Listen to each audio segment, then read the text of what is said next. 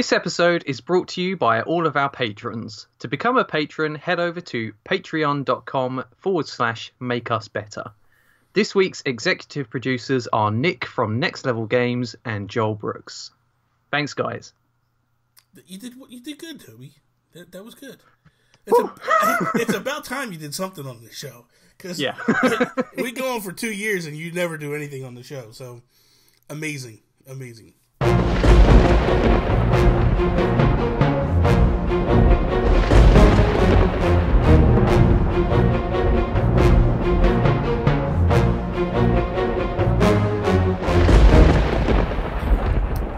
What is up, everybody, and welcome to episode 2 of the Nintendo and PlayStation podcast. I am Bobby, the Nintendo Guru, joined by my best friend in all the land, Toby. What is up, Toby? What is up, Bobby? We are toddlers of podcasting, episode 2. Yeah, we're back to baby status, man. This is good, though. We have zero expectations on us. Everybody expects us to screw up. Let me put my spectacles on so I can meet your coolness look. There we go. Now I feel like I'm cool again. You're just an imitator, Bobby. That's all it is. That's all. Well, come on, man. I'm just trying to look snazzy, like you. Trying to look all right, respectable and intelligent. So, we were supposed to record yesterday. We didn't record yesterday. What did you do yesterday? I was out shopping for nursery furniture and prams and all sorts of baby-related items. So, do you know what the sex of their? Nope, not yet. Are you going to find out what it is? Yes. I think it's 20 or 21 weeks is when we have our scan to figure that out. So I'm curious. What's the level of probability that this child, if it's a boy, will be named Bobby? Very, very slim. That's not cool at all, man. But Bobby, I thought about renaming Riley to Bobby. So stop. I thought you would really like that if I did that. That is so. Look at, man, Bobby is an excellent name. It's a strong name, man. You know what I mean? Like, you could be like, just think about how cool. When kids go, wait a minute. When the kid goes to school and everybody's like, why are you named Bobby? What's Bobby? And you could be like, the kid could be like, that's my uncle from the United States, and they'll be like, he'd be the coolest kid in school. Well, it's interesting because we are struggling with boy names right now. I just gave it to you. But we haven't got a middle name either. We haven't even thought about middle names for boys, so I can give you mine. It could slot in there. Who knows? Robert Stephen Thornton. It's perfect. Perfect. Where did Stephen come from? That's my middle name. Oh my God, Bobby. You name him Robert Stephen Thornton. Perfect. You nail it. Home run all day long, man. I gave it. Listen, the Capris let me down. Don't you let me down too. We're supposed to be best friends. I can't believe. Oh, you're disappointing me. I'm crushed. I'm gonna have to talk to Karina. If you see Karina getting text messages later on, don't get jealous and think it's some strange guy. It's just me. Yeah, stop chatting at my wife, Bobby.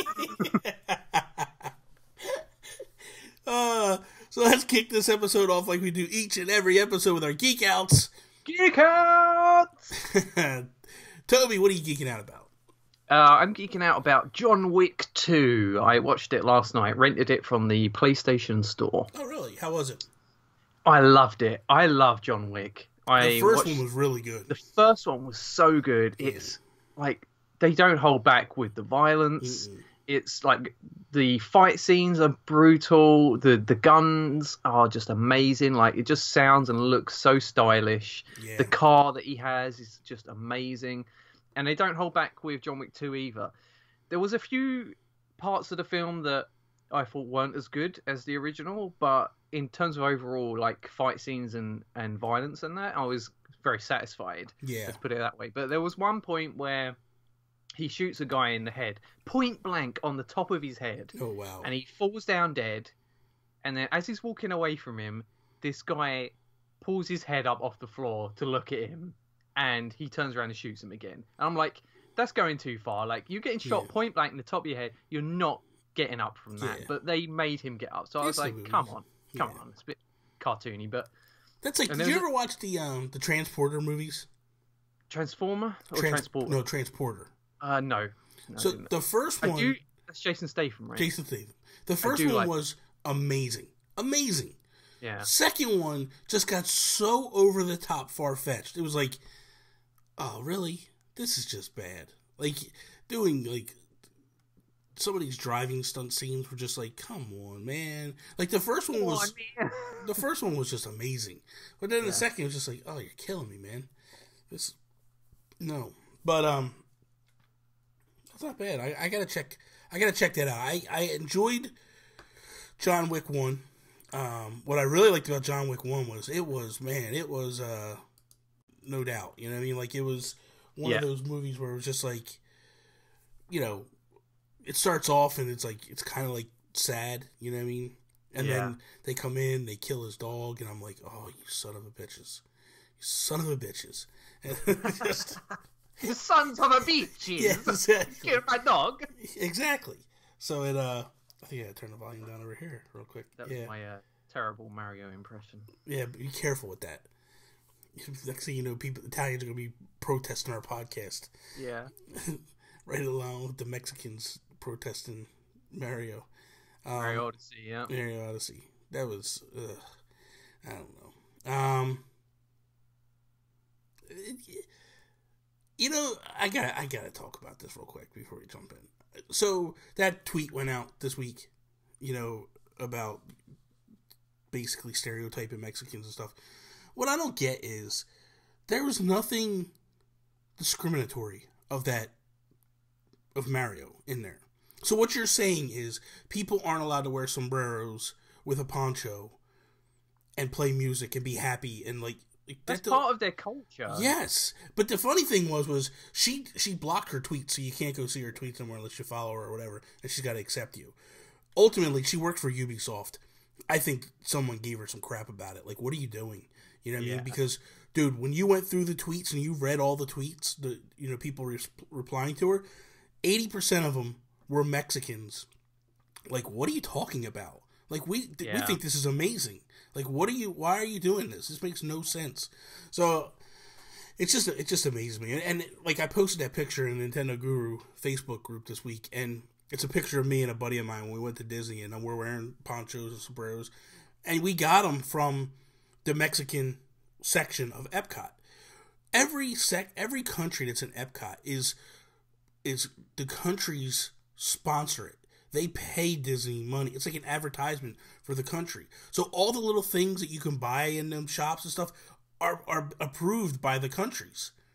Why is it the Mexican countries like, hey, sell sombreros, sell ponchos, sell maracas, sell all this other stuff? Yeah. Why does everything have to be so dead serious? Yeah. Why can't people just have a bit of fun with their culture in their country? Like, exactly. You know, if Mario was sitting down with a cup of tea and a stereotypical moustache and a British scarf on or something, like, I wouldn't be offended. No. Like, that's just part of our country. Like, who cares? Who cares? It's fun, you know what I mean? Like, I don't get upset every time he says Mamma Mia and all that stuff. Like, I'm Italian, my family's from, my grandfather's from Italy and stuff, like, but I don't sit there and go like, oh, you're making fun of my culture. It's, whatever, man. We gotta just loosen up a little bit, I think. Yeah. Just as a society. Myself, I'm geeking out about the new amiibo that got announced at E3. Holy crap, dude! What was it, like 9 more amiibo now? I'm overwhelmed. I think it's even more. It's actually more than that. You got the 4 Zelda ones, you got the 2 Metroid ones, you got the 2 Fire Emblem ones, and then they also put out 2. They put out Goomba and Koopa as well. And the free wedding-themed Mario ones. Yeah. Well, that's... Yeah. Oh, yeah, those as well. Yeah, so it's like, dude, it's... I pre-ordered every one except for the Goomba and Koopa. I think I'm probably only going to end up getting the free wedding ones. You're not getting the Zelda ones? No, trust me, I would love to get them. I just don't think I'm going to be able to, because I wasn't able to get any of the recent Zelda ones. Sold out in seconds, still not available. I'm I'm just not getting my hopes up. They just went back up. Well, you didn't get you didn't get any of the new Zelda ones? No, not one. You didn't get the Guardian or Zelda or Rider Link? Yeah, I got those. What I mean is like the 3 new Link ones. Oh, you'll be able to get them. I think you'll be fine. These ones the Guardians went up for pre-order in the United States. They kind of sold out right away, but then they went back up again. Now the original ones, the Guardian and all those ones, the Link and Zelda and all them, they sold out right away. They just started doing reissues of them. So I think they'll come all back around. I think you would have a harder time getting the Smash ones. Yeah. Than you I've would. only got 2 Smash ones out of the 6. At least yours aren't exclusive to stores. So be happy about that. Because my Zelda ones are exclusive to stores, and so are the Smash. It's BS. Yeah, but I'm like hyped through the roof for that thing, man. I can't wait for these ones to come out, and just when I thought Amiibo were like a thing of the past, they're not. They're right back full force. It's craziness, but whatever. Topic time. So we have a Nintendo topic. We have a PlayStation topic. Yep. Who wants to go first? Well, we went PlayStation first last time, so let's go Nintendo We'll first. go Nintendo this time. So, Monster Hunter Double Cross, as of now, is not being localized. It's going to only just be in Japan. Do you feel like this is a whatever moment for you? You don't really care? Or do you feel like there's a deeper issue here between Nintendo and Capcom? In terms of the game itself, I'm whatever. Like, I'm not really into the series, but it definitely concerns me because more and more from third parties, I've seen them putting these games out on everything but Switch. Yeah. But particularly with Capcom, they had the Disney Afternoon Collection. Mm-hmm. All those games were originally from Nintendo consoles, and there's like not even a thought of putting it on the Switch. It seems like they just don't care, and they would sell. Like, it seems like a no-brainer, but they're not doing it. So it's definitely strange to me. I'm not sure whether it's like a marketing decision or whether there is some sort of friction between Capcom and Nintendo. It's interesting. So I've heard a few things this week, especially after I started my new series, Nintendo Talk. And when I talked about this subject, I think it was on Thursday, I started getting people messaging me with some rumors that they're hearing. So one of the things was that there seems to be internal fighting going on within Capcom, which would lead to the presumption of that's why an announcement gets made, and then moments, like hours later, they're going, Capcom comes out and goes, no, we were misquoted. That's not what we meant. We meant this. Yeah. It explains some of it, but I also feel like, and I'll tell you a story in a second about why I think this on a personal level. But so what they're saying is internally one side's fighting with the other, which leads me to believe that I think that the side that got the exclusive deal for Street Fighter V with Sony, though that side wants to kind of lean towards Sony and go Sony's way, and then there must be a pocket of people that want to still support Nintendo and go with Nintendo, and there's a riff in between. So years ago, my grandfather used to own a recycling facility. When I was a kid, we worked there. My whole family worked there. We had a contract with the electric company, and what we do is we would take in tires, car tires, and my grandfather bought a machine, and we built a machine that would chip the tires down to a 1-inch chip, 1 inch by 1 inch chip. And then we would take those rubber chips and sell them to the electric company. And the electric company would burn 10% of the rubber with the coal. And it was supposed to burn tires burn hotter and longer than coal. So it was an efficient thing. So what it was there was 2 teams within the New Jersey Department of Environmental Protection, the DEP. There was 2 teams. One team created this concept, and they were getting all the praise and all the love. And then there was another team that was kind of being looked at like, well, why didn't you guys come up with this idea? So now you go to the inspection process. It just so happened the team that didn't create the concept was doing the inspections. And every time They would go down for inspection. They would shut down the program because they would find something wrong to shut the program down. Then the team that pushed it and got the program in place, they would go down and overturn the inspection. And so it was an internal fight. The reason why I say that is it feels to me that's kind of what's going on at Capcom right now. You have two sides or two factions. One is pro Sony and one is pro Nintendo, and they're kind of like butting heads. And then in between that is the board that is just basically like, we got to do something to make money. What makes sense? What makes money? And it just doesn't make sense to me why a game like Monster Hunter, which has always been massively successful on a portable device, you would pull off of the portable in the United States and put it onto a console, and which ultimately means like you're putting Monster Hunter Worlds on the PS4, but the one that you know would sell, the one game that always sells in the United States, Monster Hunter, you're not going to put there. You're going to rest it all on Street Fighter Ultra 2. Well, I think that Monster Hunter has never sold as well in the West as in Japan. That's fair. That's fair.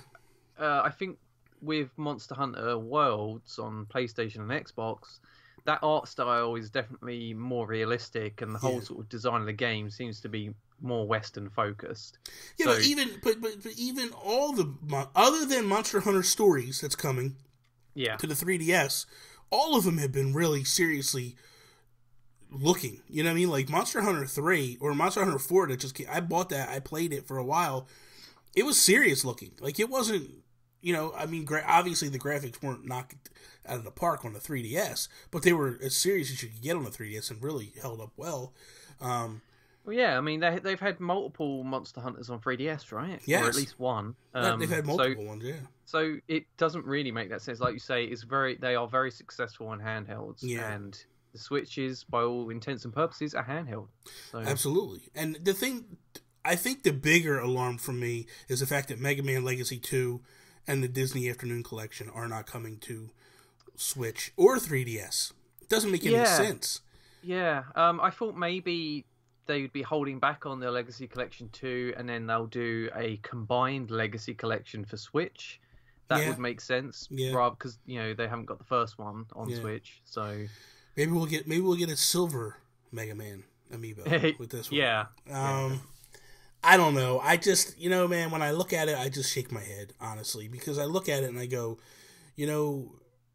these games originally hit on the Nintendo console, and to me, that's not like a no-brainer. It should automatically come to Nintendo. But my feeling is that that's where its home is, and you should bring it there. But the other thing is you brought the Mega Man Legacy Collection 1 to the 3DS.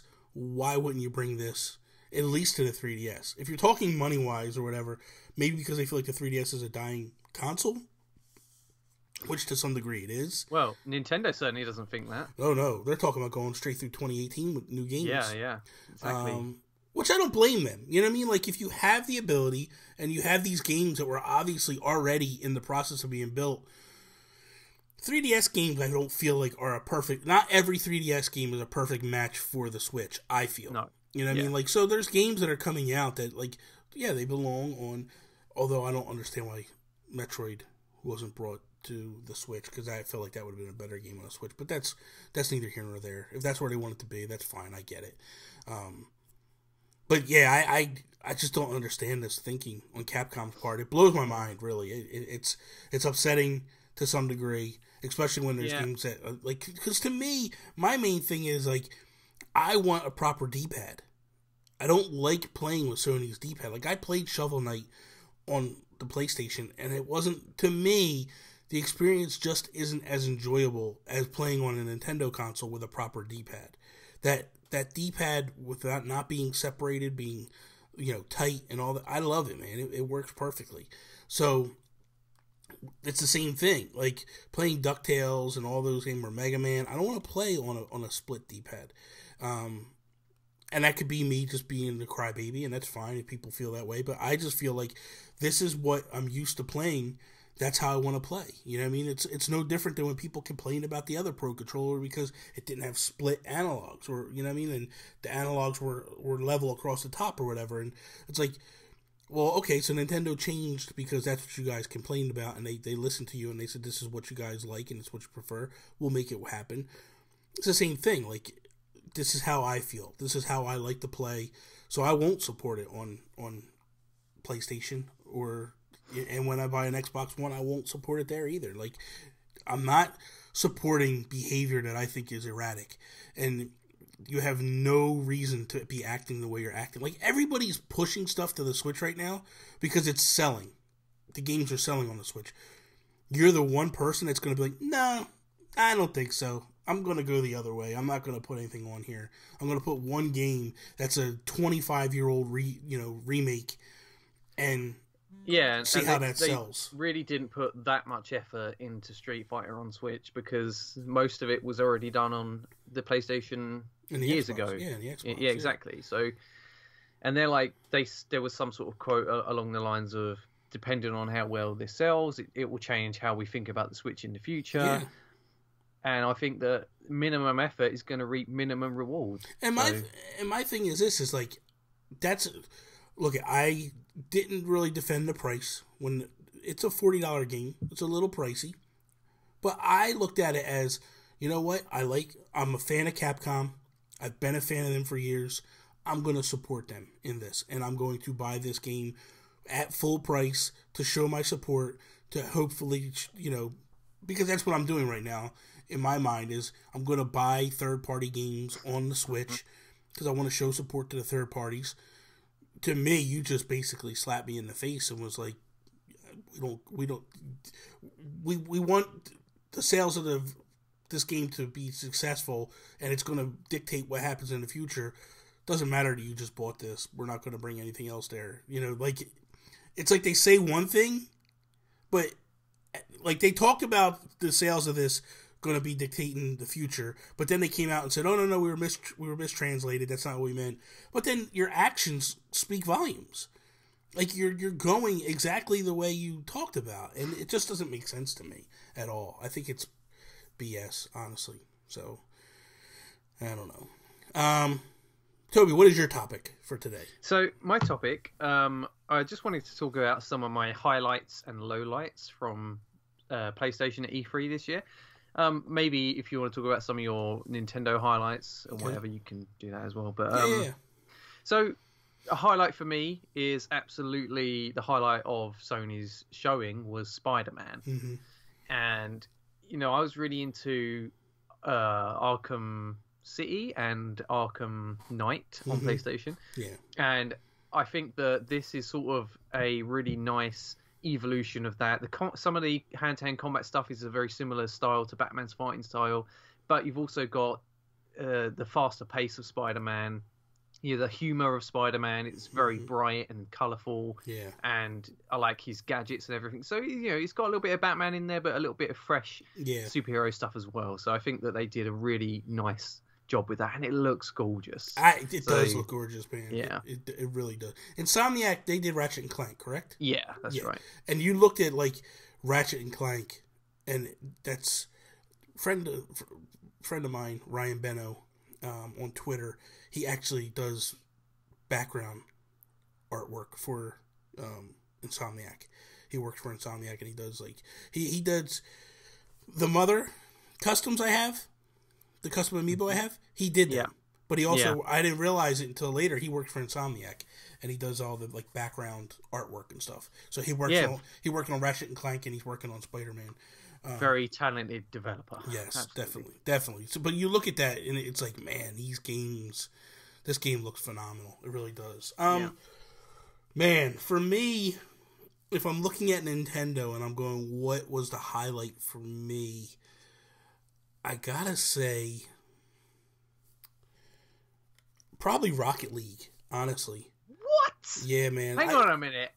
Hold the phone, Bobby. What? Not Mario Odyssey. Come on, Bobby. Who cares that Rocket League's amazing? No. You're joking. I'll just mess with you. I honestly, this is the truth. Mario Rabbids above Odyssey. You know what? Actually, that is phenomenal. Yeah. Yeah, man. That dude, what Yubi did with that art style. Like, I was saying this yesterday to Barry Dunn. I just hope that what they showed was legitimate gameplay footage on the Switch. Like, Ubisoft is known for that whole bait and switch thing. Of course it's on the Switch. Look at this thing. Toby. It was a gameplay. People were demoing it on Switch. It was a Switch. Toby. Ubisoft has been known for a bait and switch where they show you something at E3. Trailers, yes, but people were actually on the floor demoing it, playing it on a Switch. Well, I didn't see anybody's demo of it on the Switch, so I don't know how it looked. I'm just saying that the footage that they showed during the conference, I hope that is, if it is, look it's not. Of course it is, Bobby. I'm not trying to start an argument. I'm just saying I hope it is. Relax. I'm blown away by it. I think the art style is amazing. It looks so beautiful, man. It looks crisp. The cutscenes look amazing. Like, this game is just... It's funny because when I saw the leaked image of Mario with the arm cannon and stuff, and I was just like, man, what is this going to be? I wasn't one of those people that mocked it and thought, like, this is stupid. I was like, all right, let me wait and see. Dude, the Rabbids are hilarious, man. That Princess Peach Rabbid was making me laugh so hard. But the cool thing was, like, when Peach was, like, cornered by them two things, and, like, Mario's running up to her and stuff, like, he's trying to get to her, and, like, you look at her, and she's playing, like, her whole, like, sheep, you know, like she's all scared and stuff. Next thing you know, she just, like, shoots both of them, and then she's like, I got this. You know, she gives that look like, relax, dude, I got this. It was cool, man. I like that whole trailer. I like the way they went with it. What you getting? I was super impressed by the gameplay, the mix of the XCOM with the Mario universe. Like, yeah, really big fan. Another highlight for me would be A Way Out. It was shown at the EA conference. Is coming to PlayStation and Xbox, I believe, early next year. So, and I just thought that this was such a sort of unique concept in that it's only co-op. You can't play it on your own at all. And it's the way that one person, like, it's always split screen, whether you're playing couch co-op or online. There's if one person's in a cutscene, the other person can still walk around. Like, it's very technically impressive in ways like that. And the way that he's, like, the developer who was talking about and showing it off, he was so passionate. I don't think I've ever seen a more passionate developer. Absolutely. He was, like, on couches in interviews, getting up his phone, showing, like, Jeff Keighley his mocap, like, because he was doing a lot of the stuff himself. And I just sort of, it's sort of just so exciting and fun to see people, like, so infused about their game and how everything's going. So, you know, it's just a really cool, interesting looking game. Yeah, it does. That game does interest me. When I saw it, I was like, man, I could see Toby and Drummy just sitting on the couch in their underwear, giving each other hugs and high fives. For me, another one, it's got to be Yoshi, man. That game, yeah, man. I'm a huge fan of Yoshi's Woolly World. I love this one because it kind of reminded me of Yoshi's Woolly World and Paper Mario, a mix. I like that you could throw the eggs, like, back and forward, and, like, I love that play on things. Like, it reminds me of Mutant Mudds, where you get that play of, like, back and forth and the different levels, you know what I mean? So I love that. Like, I watched it and I was like, man, I could get lost in this world all day long. Like, it really got me excited. I was really, really happy with that. So, yeah, that would be... Yeah, for me, that one was a game that, you know, I do like the Yoshi games. I liked Woolly World, but I don't know, it just doesn't excite me as much as another series might have, you know. Yeah. Because they're so frequent, I think, especially the Kirby games. Like, that Kirby game looked like every other recent That Kirby game I could do without. I could care less. Like, when I saw that, I was just like, oh, does this mean that the Switch is dead in 2018? Is that what they're telling us? So a low light for me, sadly, is the Uncharted Lost Legacy. Really? Yeah, because it's the characters, and when they originally teased it, I think it was PlayStation Experience, it looked so different. Nobody was sure if it was Uncharted or not. Until you saw the character reveal, and it looked like it was going to be a different style of Uncharted, like a real unique spin-off. But from the trailer we saw, it looks to me like it's just Uncharted without Nathan Drake. Yeah. And I think that Uncharted just is Nathan Drake. Like, when you take these other side characters like Nadine and that, I think that's her name. I never really liked those characters too much anyway. And if you're forcing me to play as them, it's just not going to feel the same for me. Yeah. I thought they would have done something maybe with Troy Baker if they were going to do an offshoot. But I get what they're doing. It's fine for me.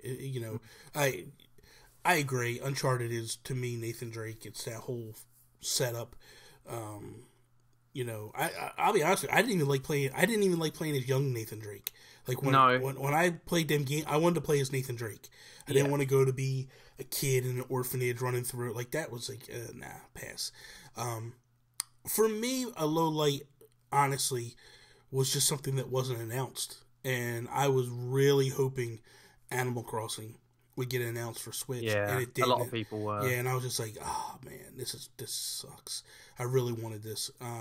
But at the end of the day, like I know it'll hit eventually. I'm fine with that. But I was really hoping for that one big time. I know my wife was really upset when it didn't come. I was like, you know what? It's fine.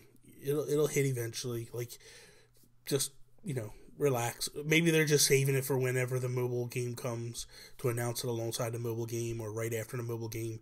I don't really know what their plans with that is. But like for me, that's the one, because I don't feel like there was anything at the Nintendo conference that was just like what I looked at and was just like, other than Kirby, there was nothing that was just like disappointing to me. Like, and even Kirby wasn't disappointing to me. It was just, to me, it was disappointing in the terms of like, man, you just announced 3 Kirby games for the 3DS a week ago. Here's another one. Like, come on, man. Give some love to somebody. That's my only, you know what? And I gotta say, that's probably my biggest gripe with Kirby, is that he gets so much love, and meanwhile, other franchises get overlooked for years on end. Like, dude, give me a Kid Icarus game.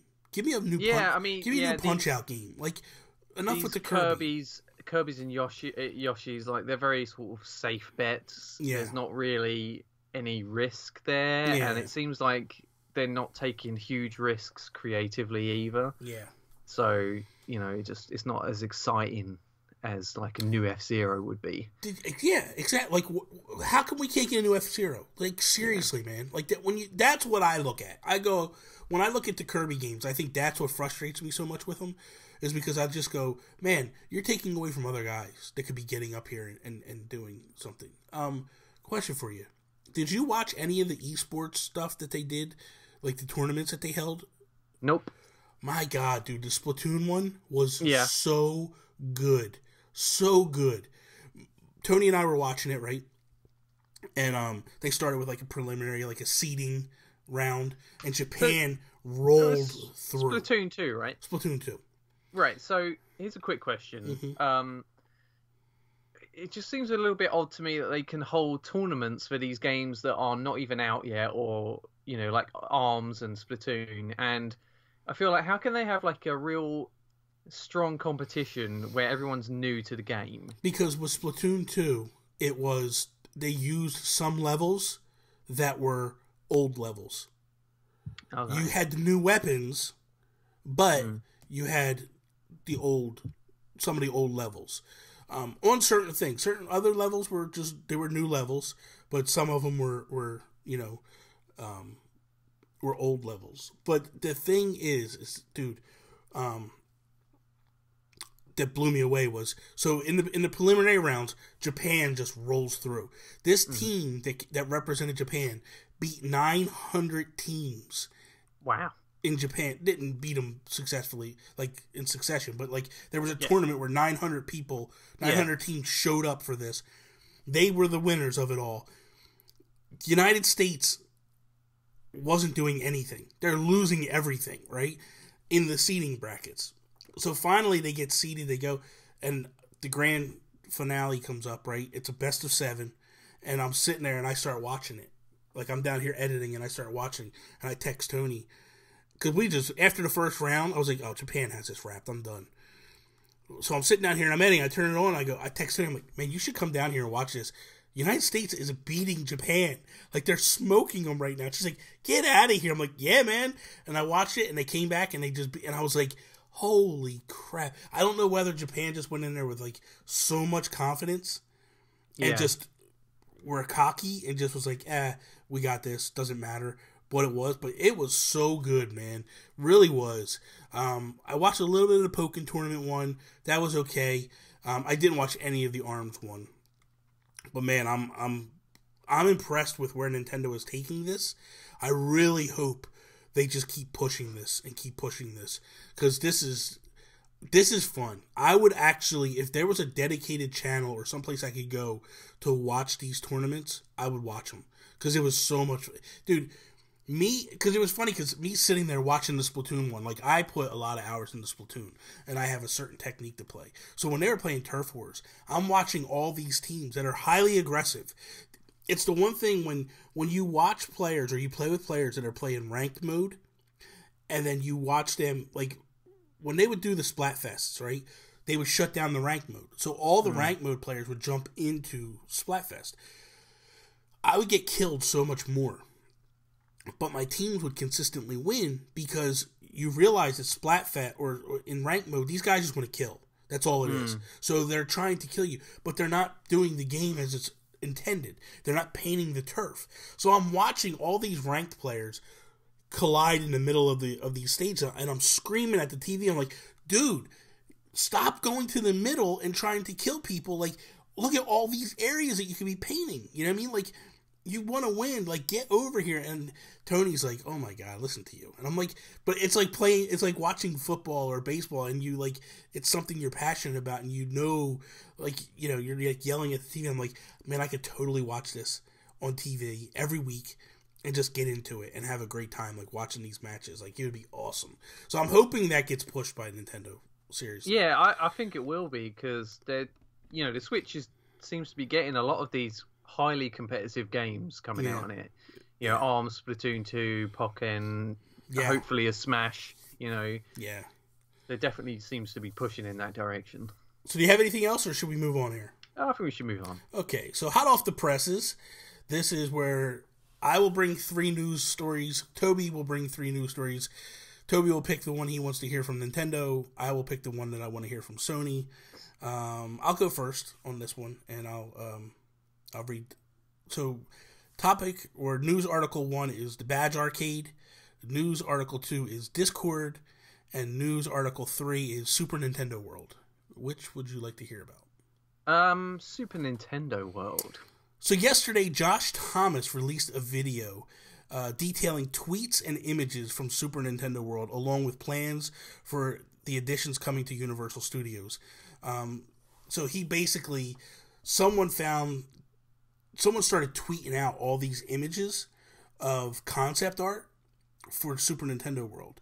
And they have the overhead layout of the map to show where it's going to go. So me and Tony were watching the video, and she was like, oh my God, I know exactly where that's going in the park now. Like, I can see it. And they showed images of a Donkey Kong land.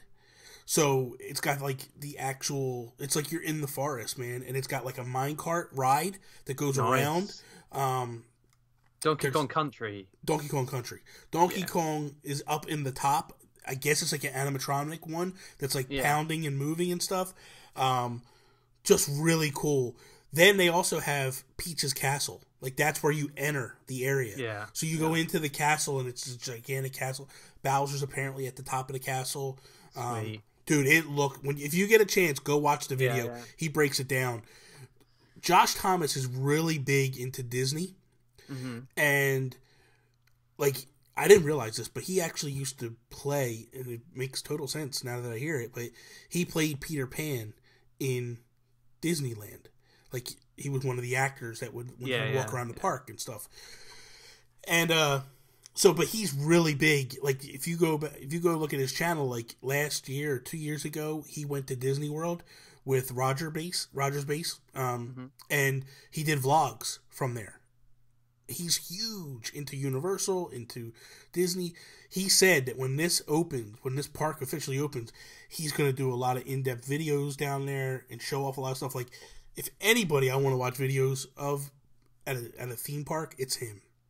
Because he's so passionate about it and stuff. Yeah. It's just watching him, like, he was giddy. He's sitting there trying to read the stuff. He can't read. He's like, because all the excitement and stuff, like, he really made breaking this down really cool. And because he knows so much about it, so if you're going to check it out, like, I would strongly, I mean, you could go on the internet and just see the images yourself. Yeah, but that's really awesome. But all these, like, things that I've been seeing, like, I've seen the concept art and like Game Explain doing their breakdowns of it and everything.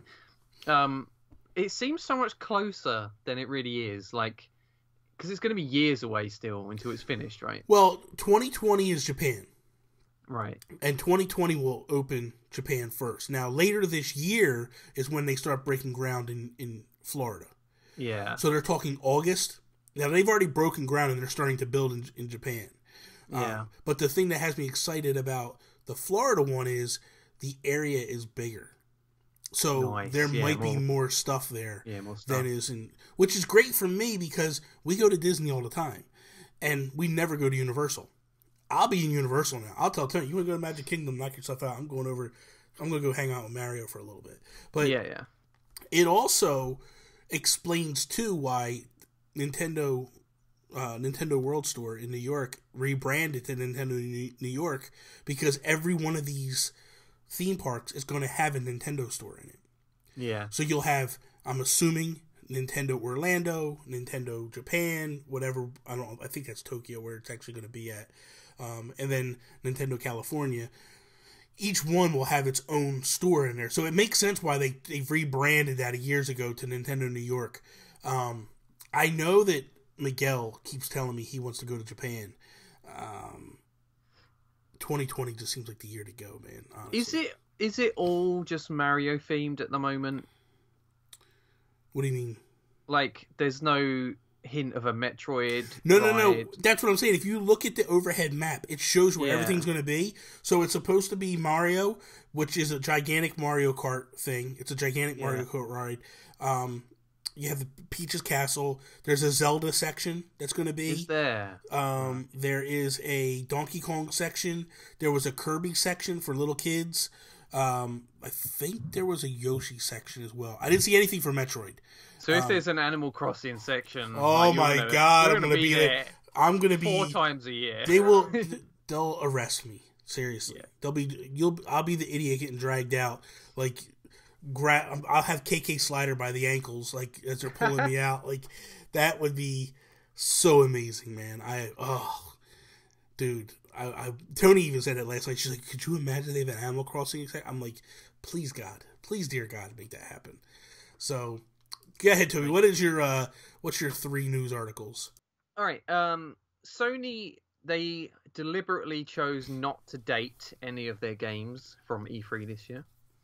Sony has no plans to drop the price of the PlayStation Pro, or Sony defends its decision to block PS4 crossplay with Xbox One and Switch. That's the one I want. Yeah, I knew you'd go for that. I want that one. Because I almost brought that up as my topic, too. So that's good. That's good that I didn't. So this one's very interesting because it just seems like a real boneheaded move. It's crossplay with Rocket League and also with Minecraft. Mm-hmm. And Xbox and Nintendo are playing ball with each other. You're going to be able to play both of those games cross-play, which is just really cool, and it's exciting and new for console gaming to be able to do that. But Sony, for some reason, they've chosen not to go ahead with that, and they've got their guy Jim Ryan, who says, it's certainly not a profound philosophical stance we have against this. We've done it in the past. We're always open to conversations with any developer or publisher who wants to talk about it. Unfortunately, it's a commercial discussion between ourselves and other stakeholders, and I'm not going to get into the detail of that on this particular instance, and I can see your eyes rolling. Then he goes on to say, we've got to be mindful of our responsibility to our install base. Minecraft, the demographic playing that, you know as well as I do, it's all ages, but it's also very young. We have a contract with the people who go online with us.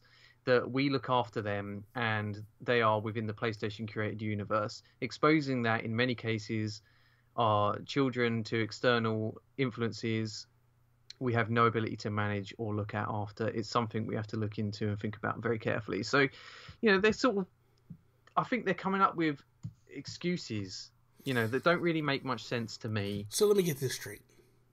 The company that never gives a damn about kids in terms of voice chat, I could log into any game on PlayStation Network and I'm open to talk to anybody immediately. Now, Suddenly, we're worried about kids. Stop. The problem is, I feel, their infrastructure is such garbage that they can't figure out how to make it work. You can't even figure out how to change your name. The thing is, the Rocket League developer said that if Sony were to say yes, we're okay with it, they could have worldwide online crossplay ready within an hour. So it's not a technological problem. No. It's just them saying no. If that's the case, then it's a situation of Sony just they're being asses, man. Like it makes no sense whatsoever. Yeah. Now Rocket League would never do this because they're not in a money situation to do this. But if I was Microsoft, I might delay my packs going to PlayStation in the future. These DLC packs that they're doing, like this super duper thing or whatever. Like I might be like, you'll get it in 6 months, maybe a year. But Nintendo, since you're playing ball with us, you guys get it first. And then, obviously Xbox get it first, PC, Nintendo, and then maybe we'll get it over to Sony. Like, if you want to play that way, I would play that way back. This move makes no sense whatsoever. And if any Sony fan wants to try to defend this, please talk to me, because I want to know why. Why is it that Nintendo doesn't get a pass on certain things? You can't give Sony a pass on this. This is such a bad move in my eyes. Like, it's the same as when EA wanted to do their early access stuff and they shot it down. Like, that EA came to them first and they said no, and then they took it to Microsoft. Makes no sense whatsoever. There's an update as well. Phil Spencer from Xbox, he weighed in with his thoughts on it. He says, it doesn't seem healthy for anyone. We can always do better with anything we do. I find the whole discussion around safety with our game and that somehow we wouldn't take that as a top priority, and frankly, through our parental controls on Xbox Live and everything else that we've done, shown that is incredibly important to us on a platform.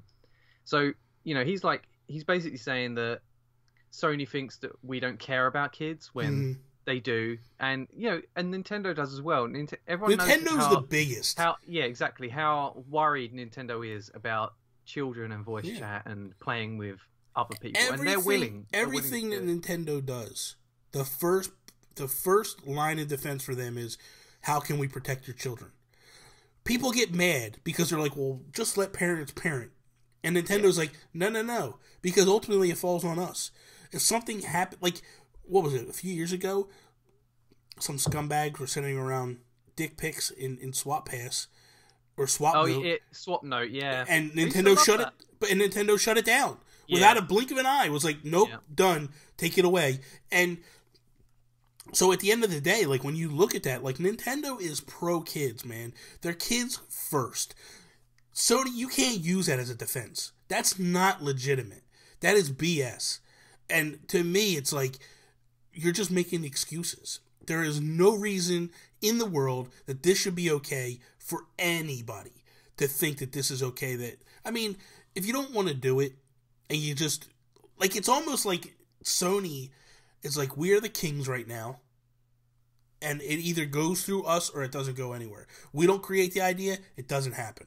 And that's ultimately the way I feel. I feel like they're taking their ball and going home, and the rest of you can screw off, and it's just the way it is. And this just is, I don't know. When it happened the first time, when Rocket League first started to talk about it, I was like, okay, whatever. But now that Nintendo is doing all this stuff, it makes no sense at all. Because if anything, this is something I would expect from Nintendo, not Sony. And to me, it's like, well, we don't want this, because Yeah. I think about like Minecraft. Yeah, that's a big one, and I know a lot of people would want to play that way because it's not even that. It's like Apple users, like kids that play on mobile, can now play with us. If you know what I mean, like if my nephew and my niece don't have a Switch, I know they have other devices. We could play together. You know what I mean? Like that would be so much fun, man. It'd be so cool to call. When we had Animal Crossing, I used to play with my niece all the time, like on City Folk. Even on the 3DS, I bought her a 3DS one year for Christmas, and I would message her, I would text her and be like, "Hey Ash, what are you doing?" I'm like, "You want to play some Animal Crossing?" "Yeah." "All right, I'll open my gates." And I opened my gates, and then she would come over. We would just hang out. It was like she lives in North Carolina, but it was a way for me to spend time with my niece away. You know what I mean? And this would be the same thing. Like I could call my nephew up and be like, "Hey Tone, you want to play? You want to play Rocket League? Jump on, let's go." And we could play. You know what I mean? Like, this is nonsense, man. This is just nonsense.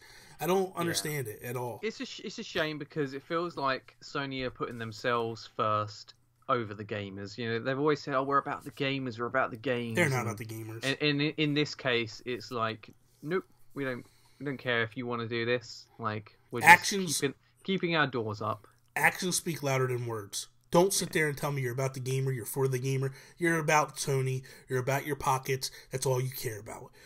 This is just another thing of Sony just being arrogant in my mind. And I'm sure I'm going to catch all kinds of heat for everything I'm saying. But, you know, like you think about it, like in your situation, how cool would it be for you to be like, I'm going to go over to Drummy's house and I'm going to take my Switch and the two of us are going to sit on the couch, and he's going to play Rocket League on his PS4, and I'm going to play on my Switch. Yeah, like that would be amazing, dude. That would be amazing. Like, but no, if can't I did, do if, it. You know, yeah. Like, I mean, there wouldn't be any point in that because you can play split screen Rocket League, but no, I know, but I'm just saying, like, but yeah, I know this the feeling you're getting at. It's like, yeah, dude. Okay, let me throw another thing at you. What if Peter is over there, P is there, and Mike and P jump on the PS4, and you're on your Switch, and you're all sitting in the living room, and you're all playing together. Like, dude, there's so much stuff that you could do. Yeah, it's just amazing. Like, it would be amazing, but they don't want to play games. They don't want to play ball, so it is what it is. Time for the rewind. Toby, what game do you have for us? That's a retro game. Retro game. You know, I'm going to admit that I forgot. All right. Well, how about I go first? You can kind of think about it. So yesterday I went over and saw Nick at Next Level Games. Me and Miguel went up there, and Miguel, God love him, but this guy, you know, I'm sitting in the car. I pull up to his house. I go to get him. He comes out with this gigantic bag, and I'm like, he puts it in the back of my car. I'm like, what are you doing, dude? Like, are you moving? Like, what the hell? Oh, no, I'm going to take a few things up to Nick. And he's taking all this stuff to go trade in. He's got posters. He's got figures. He's got statues. And stuff. And I'm like, and I'm thinking to myself, like, God bless you, Nick. Like, I don't know how you deal with people like this.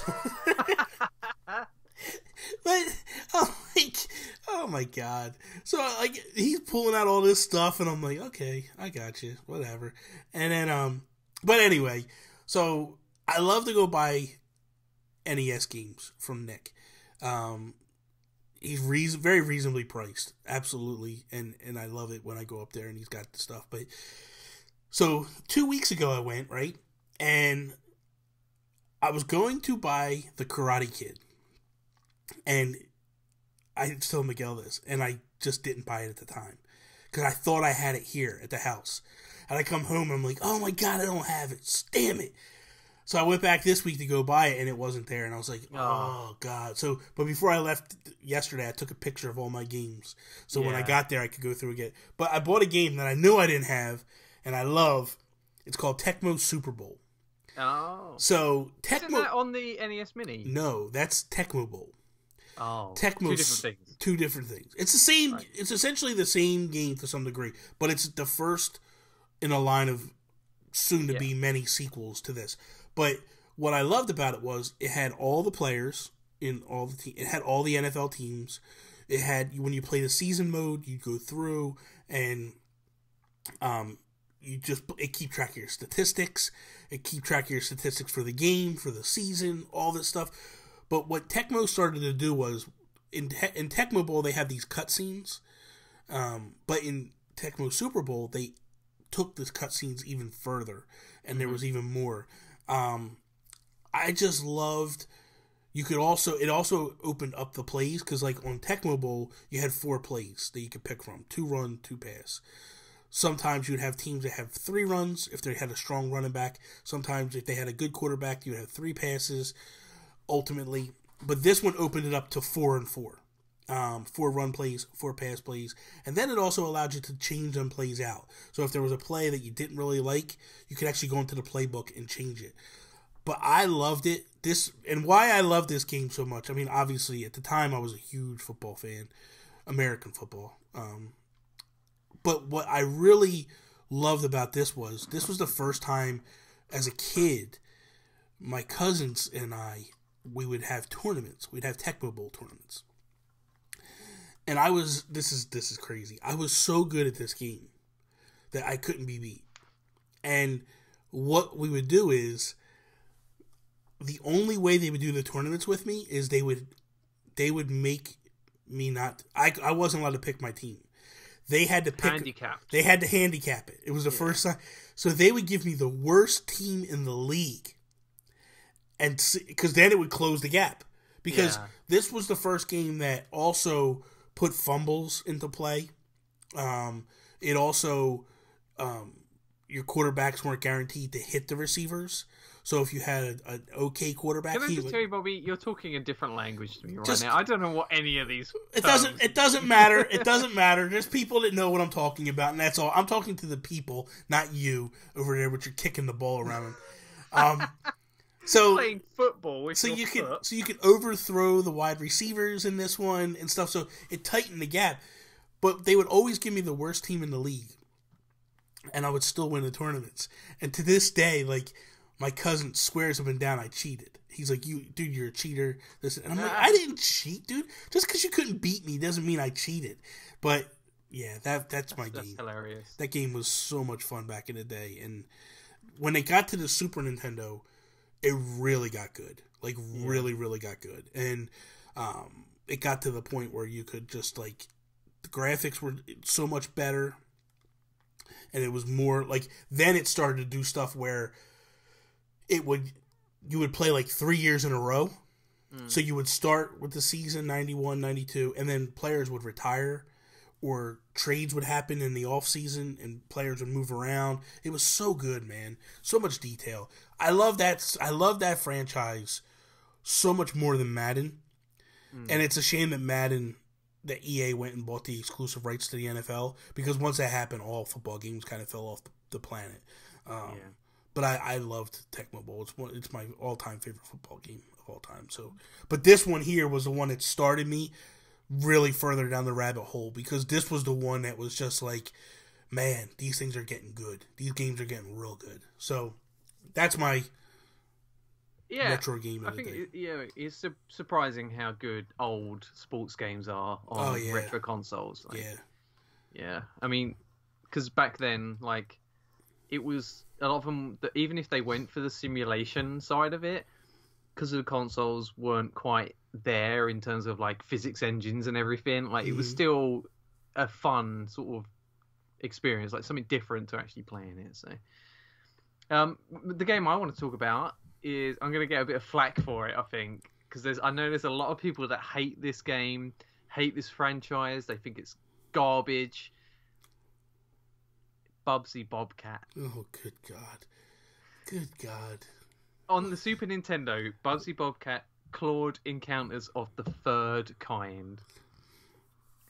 This game, right, maybe it's nostalgia, but I think this game is way better than everyone gives it credit for. Sure, the camera is a little bit zoomed in, so it's hard to see what's ahead of you when you're platforming and that. This was a side-scrolling platform. Side-scrolling platform where you played as this quirky bobcat character, and there were these weird alien-like creatures that had big cheeks, and I think they had ears and stuff. They were like so weird, like long legs, and you would basically go through these levels collecting yarn balls that you know the balls were like Mario's coins or whatever, like, but you had like floaty physics. You could sort of glide down, like once you'd done a big jump you could sort of float down, and there was a lot of like sliding, like you'd get a situation where there'd be water running down a hill and you could just slide down it. There were a lot of cheap things where you'd go inside like a manhole cover and just fall to your death because you didn't know what was down there. Like, you know, things like that weren't great. But the actual like level variety was really cool. Like you'd start off on your, you know, the hills with these houses, and you go into caves and that, and you'd end up like on a level that's just beanstalks, and you'd be climbing up these like beanstalks and going to the clouds and that. And there was a level set on a train. It was all Western themed, and all the enemies like are in Western like outfits and that. And then I think one of the final levels you end up in space, like just rocketing into space and fighting these aliens on their spaceship. And I just thought it was really good. And I only ever seem to hear people sort of saying how horrible this game was, but you know, some people must love it because they are making a new Bubsy game. Are they definitely making a new one? Yeah, there's a trailer and everything. Oh wow!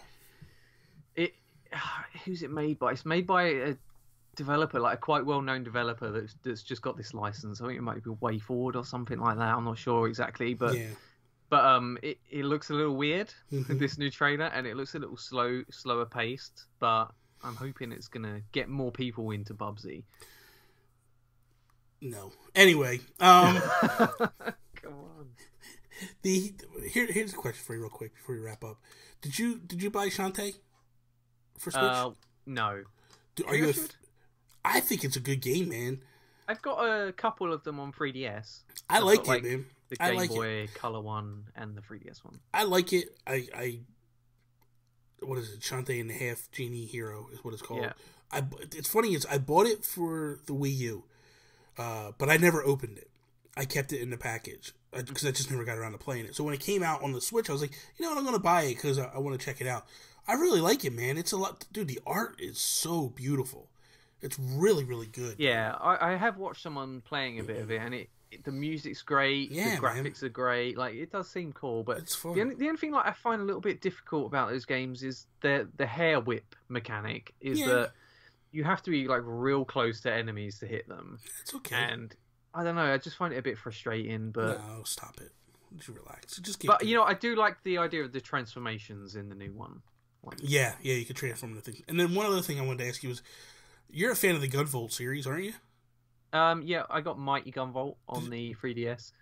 I never played the actual Gunvolt game, but the new one's out, Mighty Gunvolt Burst. Which I bought this week. I didn't get a chance to play it yet. I want to try it. But it's got Beck from Mighty Number 9 in it. Yeah, it looked. You know what, the character, it looks like they've actually done the character justice, and the Mega Man roots and everything. Like it feels like, forget Mighty Number 9 even existed. Like Beck is just a character in this game. And that's what I was saying. I think I said it in my Nintendo Talk this week. But like, Inafune was the designer of Mega Man. Yeah. The guys that do Gunvolt actually built the Mega Man games. So that's why the Gunvolt games are good and more Mega Man-ish, where Mighty Number 9 was so far off, because Inafune is not he's not a director, he's not a designer, he's not a producer of games. Like, he doesn't build the games. He's not. These guys know what they're doing. So it was a natural progression. So people that have played it so far were like, man, this is really Mega Man-esque. So I'm going to jump into it today to check it out after I edit the podcast. Let me know how hard it is, because Mighty Gunvolt on the 3DS I found very hard. Yeah. And if the difficulty is the same or higher, then I'm not going to get it, because I'm a pansy when it comes to that. I never played the original Mega Man games. You know what? You're not allowed to buy this game. You need to go finish Zelda before you start buying new games. I got the penultimate memory, so the last memory I've got to get in Zelda is at the castle. So, no, I'm not far off, Bobby.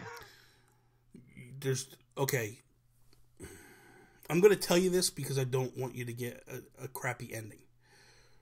You're going to go to the castle, you're going to get that memory, and then before you beat the game, you're going to go back to Impa. Okay. Yeah, I know. Because Mark Harriman didn't. Mark Harriman did that, and didn't realize he had to go back to Impa. Well, Mark Carabin is a chump. This is true. This is very true. I can't dispute that at all. I think he is a very big chump. I agree. That is all. Thank you guys for listening to us on iTunes, Google Play. Check us out at dayspace.com/the Nintendo PlayStation Podcast. Check us out on YouTube. If you're not a Patreon, if you'd like to become a Patreon, go check it out. Thank you for those. Patron on Patreon. Patreon, yes. Whatever, man. Don't mess up my flow. God, you know I'm not good at this. But thank you to those that are patrons. Yes, thank you so much. Like, I was absolutely blown away by the support that we've received so far. And, yeah, man. It's really, truly amazing. Like, people I didn't even expect at all. It just came out, and I was like, holy crap, man. This is awesome. Miguel even asked me yesterday for the link. He wanted to go check it out. Nick started giving him some crap, that's why. So he was like, he's like, dude, you're not one? Come on, what are you doing? And so he asked me yesterday, he's like, can I take a look? But I know Miguel. Miguel is like, we're not giving a lot of stuff. Like, Miguel's all about the freebies. So he's not going to be like, whatever, Miguel. We don't care about you, man. Bobby, come on. You've started doing your Nintendo Talk series. Yes. That wasn't a goal on Patreon. That's just something that you're doing. Man. To just make the channel better, and you put a lot of effort in. Dude, let me tell you what, man. I love that series. I'm having such a blast with that series. And then I've even taken something that I discussed doing on Patreon, and I'm doing it already, and that's streaming. I started Nintendo Talk Live. Yesterday was the first episode that I did with Barry Dunn.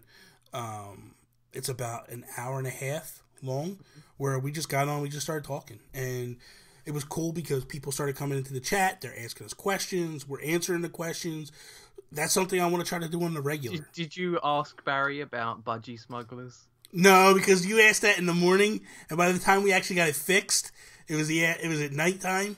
So we had some technical difficulties. But ultimately, like, when I look at how that's done, how that's produced, that show, that Nintendo Talk Live, it makes me excited for the future. Because I'm like, man, we could actually take this show live. We could take, if we were at Nintendo Live, it's a blink of an eye. No problems. Because I still have to sort some things, because I can do the two people, but if I bring in the guest, bringing in the guest is going to be a little tough. But I'll get it all figured out. That's no big deal. But dude, man, it was so exciting to do this. I love the concept of every day doing a different new stuff. It's got me up late at night. I'm not going to lie. I haven't been getting to bed before midnight every day this week. I get up at 5 o'clock in the morning. So, but at the end of the day, like, I am having a blast doing this. And dude, the support has been phenomenal across the board. I can't thank everybody enough for the support they've shown during this. So, anyway, that's enough. Thank you guys for listening. That is all. Peace out, Cub Scout. I was going to say that. Oh my God. See me later. Don't get nasty. It's my saying. Don't sulk like a little bit. It's my saying, man. I'm allowed to say my stuff. I'll sulk every single day from now on. That is my saying. I'm allowed to say my sayings. Just because you want to be like me, don't get mad.